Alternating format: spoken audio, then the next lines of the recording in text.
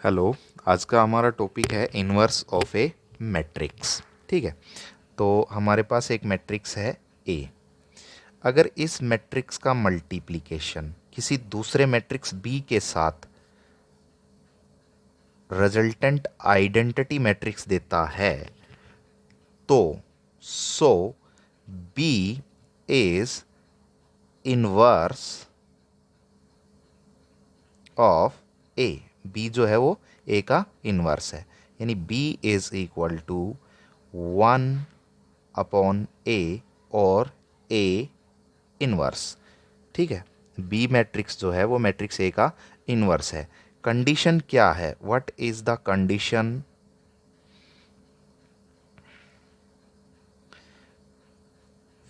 Necessary for the inverse of A matrix? के आपका क्या होना चाहिए?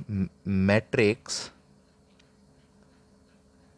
ए is non singular matrix. A जो होता है वो नॉन सिंगुलर मैट्रिक्स होता है। यानी क्या? इट मीन्स आपका A determinant A not is equal to zero, यानी डिटर्मिनेंट जो है वो ज़ीरो नहीं होना चाहिए। If determinant A is equal to zero तो क्या होगा? Inverse does not exist. ठीक है, इनवर्स एग्जिस्ट नहीं करेगा। तो actually inverse of A matrix होता क्या है? A inverse is equal to आपके पास होता है 1/डिटर्मिनेंट ए। ठीक है, इसीलिए तो बोला कि डिटर्मिनेंट जीरो नहीं होना चाहिए। अगर जीरो होगा तो क्या हो जाएगा? ये इनफाइनाइट हो जाएगा, एग्जिस्ट ही नहीं करेगा। और 1/ए इनवर्स होता है 1/डिटर्मिनेंट A adjoint of A, adjoint of matrix A. तो एडजॉइंट हम फाइंड आउट कर चुके हैं पहले। तो एडजॉइंट एक्चुअली क्या होता है? Adjoint of matrix A is equal to क्या होता है? Transpose of cofactor matrix a i j. ठीक है भाई, ए आई जे कोफैक्टर मैट्रिक्स का क्या होता है? ट्रांसपोज होता है। ठीक है, ए आई जे आपका क्या होता है? कोफैक्टर्स। ठीक है, ये कोफैक्टर्स होते हैं आपके। तो कोफैक्टर मैट्रिक्स का जो ट्रांसपोज होता है वो एडजॉइंट होता है। और ए इनवर्स आपका क्या होगा? 1/डिटर्मिनेंट ए डॉट एडजॉइंट ऑफ ए। ठीक है, तो ऐसे हम इनवर्स फाइंड आउट कर सकते हैं। कंडीशंस नेसेसरी क्या है? कि मैट्रिक्स नॉन सिंगुलर होना चाहिए, यानी determinant A not is equal to zero. तो यहाँ हम एक एग्जाम्पल की हेल्प से और इसको समझेंगे। तो एक मैट्रिक्स लेते हैं और फिर उसका इन्वर्स हम यहाँ पे फाइंड आउट करते हैं। तो यहाँ पे हम एक मैट्रिक्स ले लेते हैं।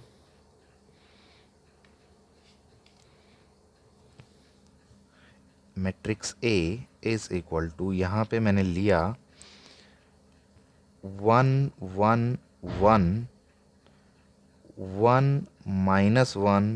1 2 1 -1 यहाँ पे। और यहाँ पे हमने क्या करना है? इन्वर्स फाइंड आउट करना है इसका। तो सबसे पहला काम तो हमारा क्या है कि हम इसका डिटर्मिनेंट फाइंड आउट करें। Determinant A is equal to क्या होगा आपके पास? 1 1 1 1 2 1 -1। ठीक है, अब हम इसको एक्सपेंड करते हैं, इस डिटर्मिनेंट को सोल्व करते हैं। तो expanding along R1, first row के अलोंग इस डिटर्मिनेंट को हम यहाँ पे एक्सपेंड करेंगे। तो determinant A is equal to, first row का फर्स्ट एलिमेंट लीजिए 1। ठीक है, इसकी पोजीशन क्या है? फर्स्ट रो और फर्स्ट कॉलम, यानी -1 ⁻1 तो ये आपका कैसा आएगा? पॉजिटिव आएगा। तो 1 इंटू ये रो, फर्स्ट रो और फर्स्ट कॉलम डिलीट कर दीजिए। ठीक है, यानी ये एलिमेंट जिस रो और जिस कॉलम में लाई करता है उसको डिलीट कर दीजिए। आपके पास फिर आपके पास डिटर्मिनेंट बचा -1 1 1 तो इसको सिंप्लीफाई कर लीजिए। तो ये आ गया -1 इंटू -1 1 और -1 इंटू 1 1। क्लियर है। फिर सेकंड एलिमेंट लीजिए 1, ये कैसा आएगा? नेगेटिव। क्यों आएगा? -1 रेज टू पावर, कौन सा रो? फर्स्ट। कौन सा कॉलम? सेकंड। तो 1 + 2, तो डिग्री 3 होगी -1 की, तो ये कैसा देगा आपको? नेगेटिव साइन देगा, तो ये माइनस आ गया आपका। तो जिस रो और जिस कॉलम में ये लाई करता है, फर्स्ट रो और सेकंड कॉलम, उसको डिलीट कर दीजिए। डिटर्मिनेंट बचा 1 1 2 -1। सिंप्लीफाई कीजिए, 1 इंटू -1 -1 और -2 इंटू 1 -2। थर्ड एलिमेंट है आपका 1, इसको लिखिए।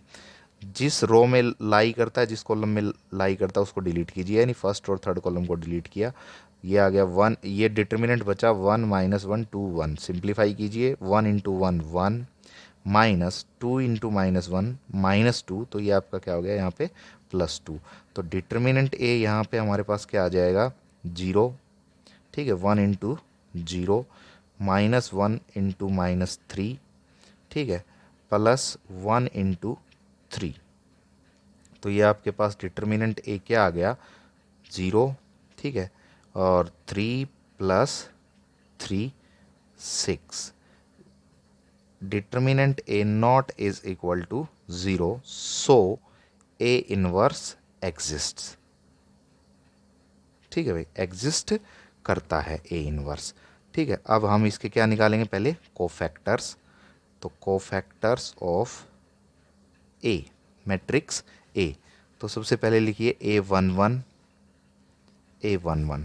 ठीक है, तो A11 क्या आएगा भाई? 1 + 1, यानी -1 रेज टू पावर 1 + 1, और फर्स्ट रो और फर्स्ट कॉलम डिलीट हो गया। क्या आ गया? 1 इंटू 1 -1 0, 1 -1, तो ये आपका आ गया 0। ठीक है, सेकंड लिखते हैं हम A12 A12। तो A12 का क्या आ गया? -1 रेज टू पावर 1 + 2। ठीक है, तो कैसा आएगा ये? नेगेटिव। ठीक है, जब सम इनका ओड आता है, इनका ओड सम आता है, तो साइन जो भी आपका माइनर आएगा उसका चेंज कर देना आपने। तो यहाँ पे फर्स्ट रो और सेकंड कॉलम डिलीट हमने किया, तो ये आ गया 1 इंटू 1 -1 -2 -3 आ गया आपके पास। ठीक है, और ये आपका क्या आ गया? +3 हो गया, राइट। फिर नेक्स्ट हम लिखते हैं यहाँ पे A13 A13। तो 1 + 3 4 आएगा, तो साइन जैसा आएगा, मतलब -1 रेज टू पावर 4 पॉजिटिव आएगा, +1, तो ये जैसा आएगा वैसा ही रहेगा। तो फर्स्ट रो और थर्ड कॉलम डिलीट कर दिया हमने। यहाँ पे क्या आ गया? 1 इंटू 1 और -2, तो +2 आ गया, यानी 3 आपके पास क्या आ गया?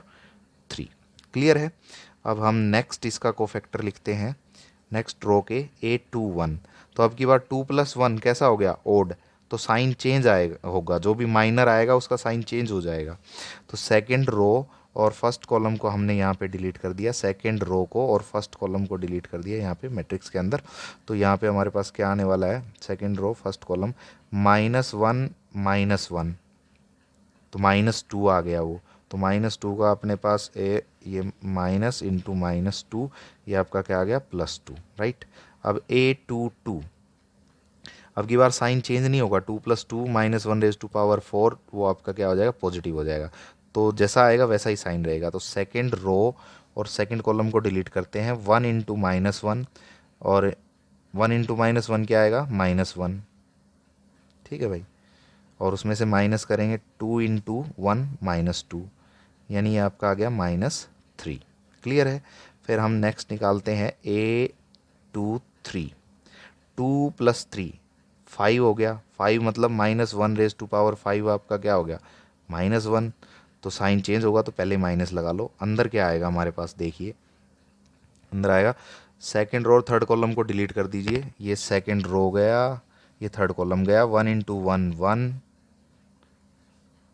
ठीक है, सेकंड रो और थर्ड कॉलम, वो second row third column 1 into 1 और -2 इंटू 1 -2, ये आपके पास क्या आ गया -1 इंटू माइनस, तो ये आपका क्या आ गया +1। क्लियर है?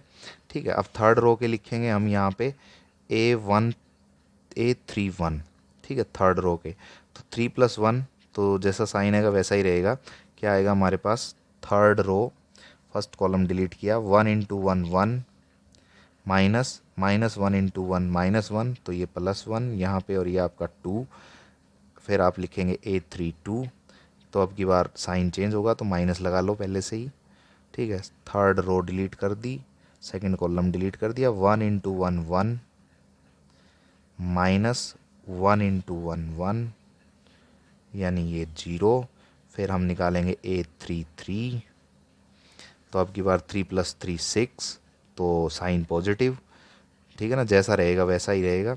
तो थर्ड रो और थर्ड कॉलम को डिलीट किया, 1 इंटू -1 -1 आ गया आपके पास, और -1 इंटू 1 1 आ गया आपके पास, ये आपके पास आ गया -2। तो यहाँ पे हम कोफैक्टर्स निकाल चुके हैं।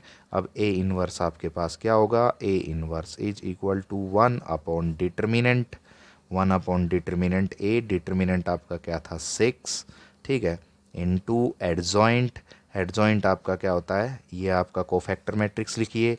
First row A11 A12 A13, तो फर्स्ट रो आपके पास क्या आ गई है 0। ठीक है, 3 और 0 3 3, राइट। सेकेंड रो आया आपके पास 2 -3 1, थर्ड रो आया आपके पास 2 0 -2, एंड ट्रांसपोज ऑफ दिस, इसका क्या ट्रांसपोज।